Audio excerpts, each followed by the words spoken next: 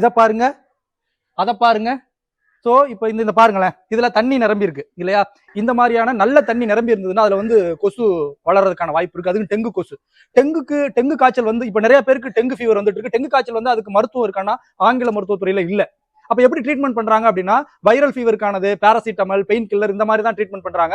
எனவே டெங்கு காய்ச்சல் வராம வரும் முன்னே நம்ம பாதுகாப்பா இருக்கணும். கொசு கடிக்காம பாத்துக்கணும். உங்க வீட்டுல இருக்கக்கூடிய நல்ல தண்ணீர் தேங்கக்கூடியதெல்லாம் கீழே தூக்கி ஊத்தி விட்டுருங்க. நம்ம பப்பாளி இலை இருக்கு இல்லையா? பப்பாளி இலை அப்படி மேல காமிங்களேன். மலைவேம்பு. இந்த மலைவேம்போட இலை, பப்பாளி இலை இதையெல்லாம் பறிச்சு நல்லா கொதிக்க வச்சு தண்ணியில அந்த தண்ணீரை வந்து தினந்தோறும் குடிச்சிட்டு வந்தோம்னா நமக்கு பிளேட்லெட் கவுண்ட்லாம் அதிகமாகும். நமக்கு காய்ச்சல் போயிடும்.